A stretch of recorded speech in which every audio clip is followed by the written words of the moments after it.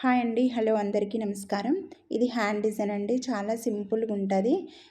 పట్టు చీరలకు ఫ్యాన్సీకి మంచిగా ఉంటుంది. హైట్ 6 ఇంచెస్ తీసుకొని కింద నుంచి 2 ఇంచెస్ పైకి మార్క్ చేయండి.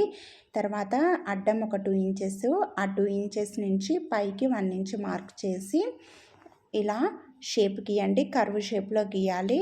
అంటే 2 ఇంచెస్ నుంచి 1 ఇంచ్ వరకు ఇలా కర్వ్ షేప్లో గీసి ఇదిగోండి ఇలా సింపుల్గా, నేను ఎక్కువ కర్వ్ తీయట్లేను, చాలా తక్కువ కర్వ్ తీస్తున్నా.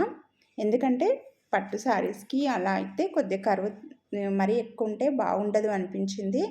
తర్వాత వీటిని ఇలా ఓపెన్ చేసి లైనింగ్ పైన మన హ్యాండ్ ఉంటుంది కదా, బ్లౌజ్ హ్యాండ్ ఇలా పెట్టేయండి.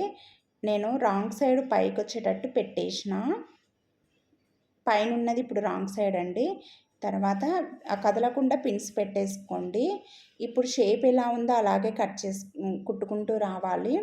అయితే ఇక్కడ నేను లైనింగ్ ఫస్ట్ ఈ షేప్లో కట్ చేసుకోవచ్చు, హ్యాండ్ కుట్టిన తర్వాత అయినా కట్ చేయొచ్చు. కానీ నేను రెండు ఒకటేసారి కట్ చేసుకున్న షేప్లో. తర్వాత ఇలా కుట్టుకుంటూ రండి.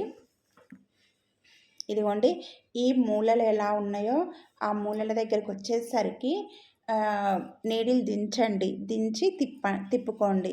తిప్పుకొని కుట్టేటప్పుడు మాత్రం మొత్తం ఒకటే లెవెల్గా ఉండేటట్టు కుట్టండి. మూలలు అయితే ఎక్కడున్నాయో ఆ మూలల దగ్గర నీడిల్ దింపి ఇలా తిప్పుకుంటూ చిన్నగా కుట్టుకుంటూ, కొద్దిగా స్పీడ్ కుట్టకండి, షేప్ అవుట్ అవుతుంది కదా. చిన్నగా స్లోగా కుట్టుకుంటూ రండి. ఇలా కుట్టిన తర్వాత ఇప్పుడు కత్తెరతో ఇలా కట్స్ ఇవ్వండి. అయితే ఈ యాక్చువల్గా అయితే కత్తెర కొనతోని ఇలా కట్ చేయాలి, కానీ అది పని చేయట్లేదు సరిగా. అందుకనే నేను మధ్యలో నుంచి ఇట్లా కత్తెర పెట్టి కట్ చేసుకుంటున్నా. ఇలా కట్స్ ఇచ్చిన తర్వాత ఇలా తిప్పేయండి. తిప్పేసేటప్పుడు మూలలు మంచిగా వచ్చినాయా లేదా అని ఒకసారి చెక్ చేయండి. రాకపోతే మళ్ళీ ఒకసారి కుట్టుకోండి. తర్వాత మూలలు మంచిగా వచ్చినాయి అనిపిస్తే ఇలా మళ్ళీ తిప్పేసిన తర్వాత ఇలా అనిగే కుట్టు వేసుకుంటూ రావాలి. అయితే అనిగే కుట్టు వేసేటప్పుడు మీరు ఈ లోపల ఈ హ్యాండ్ ఉంటుంది కదా, దాని ఇప్పుడు కర్వ్ తిరిగేటివి ఉన్నాయి కదా, అవి మూలలు అవి మంచిగా ఫింగర్తో లోపలికి అనుకుంటూ మంచిగా తిప్పుకుంటూ రండి. ఇలా మీరు అలాగే కుట్టుకుంటూ వస్తే షేప్ అవుట్ అవుతుంది. అందుకనే ఇలా లోపల నుంచి లైనింగ్ హ్యాండ్ పైన ఉంది కదా, ఆ క్లాత్ మధ్యలో నుంచి ఇదిగోండి ఇలా ఫింగర్స్తో ఇలా లోపల నుంచి షేప్ మంచిగా ఆనుకుంటూ తిప్పుకుంటూ కుట్టుకుంటూ రండి. లేదంటే మీరు డైరెక్ట్గా అలా కుట్టేస్తే షేప్ అనేది కరెక్ట్గా రాదు.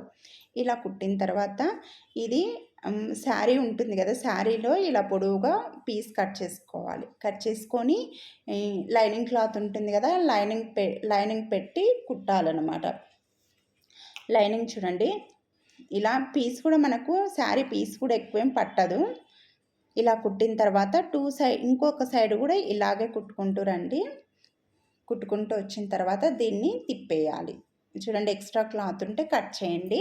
కట్ చేసిన తర్వాత దీన్ని ఇలా తిప్పేయాలి.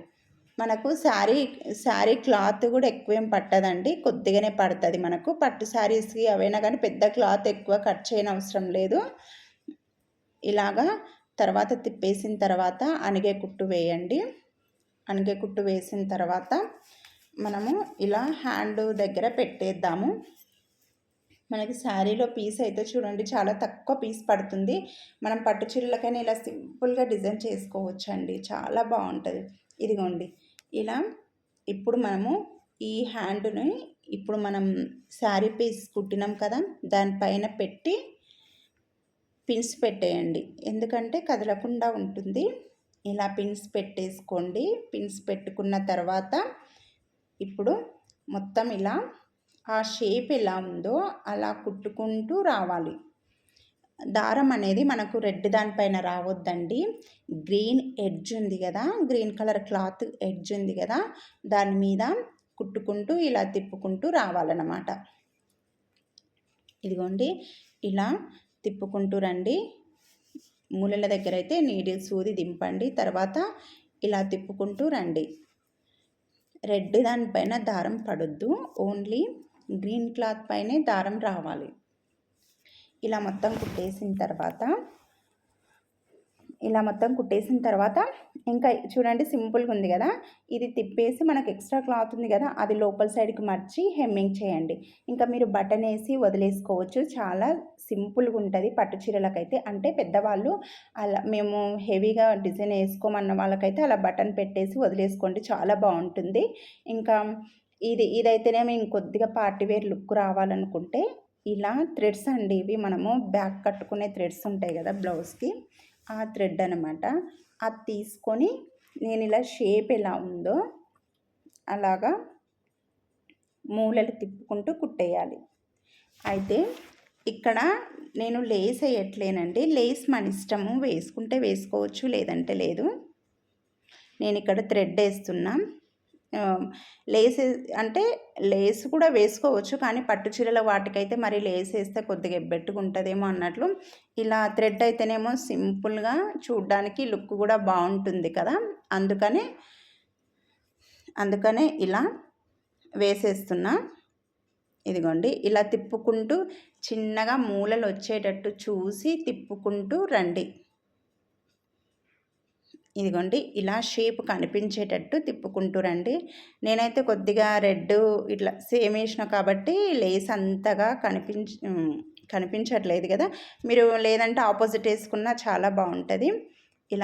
ఇలా కుట్టుకుంటూ రండి. ఇలాగే ఒక బటన్ పెట్టేసి వదిలేసుకోవచ్చండి. కాకపోతే నేను ఇక్కడ ఇంకొద్దిగా డిజైన్ చేస్తున్నా. దీనిపైనే మళ్ళీ ఈ థ్రెడ్ వేయడానికని ఫస్ట్ ఇలా గీసుకుంటే మనకేందంటే మూలల దగ్గర మంచిగా షేప్ అనేది మంచిగా కనిపిస్తుంది అన్నమాట. ఇలా మొత్తం కుట్టుకుంటూ రండి. ఇదిగోండి ఇప్పుడు పైన కూడా ఒకటే సమానం రావాలి కుట్టేటప్పుడు. అంటే మనకు గ్యాప్ అనేది ఒక దగ్గర ఎక్కువ ఒక దగ్గర తక్కువ అని రాకుండా మొత్తం మంచిగా సేమ్ ఉండాలి. గ్యాప్ అనేది సేమ్ వచ్చేటట్టు చూడండి. మనం ముందే మార్క్ చేసుకుంటాం కదా, ఆ మార్క్ పైన ఇలా పెట్టాలి. ఇలా పెట్టుకొని కుట్టుకుంటూ రండి. ఇంతే అండి. డిజైన్ అయితే చాలా సింపుల్గా తక్కువ ఖర్చుతో సింపుల్గా డిజైన్ చేసుకోవచ్చు. పట్టు చీరల వాటికి పెద్దగా డిజైన్ చేయలేమేమో అని అనుకుంటాం కదా, ఇలా డిజైన్ చేసుకోవచ్చు అండి. చాలా సింపుల్గా ఉంటుంది, చాలా బాగుంటుంది. నచ్చితే లైక్ చేయండి, ప్లీజ్ సబ్స్క్రైబ్ చేసుకోండి, అలాగే షేర్ చేయండి. మంచి మంచి డిజైన్స్ ఉన్నాయండి, చూడండి.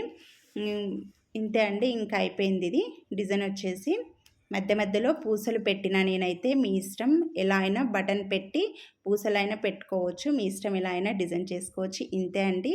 ప్లీజ్ నచ్చితే లైక్ చేయండి, ప్లీజ్ సబ్స్క్రైబ్ చేసుకోండి, అలాగే షేర్ చేయండి. Thank you.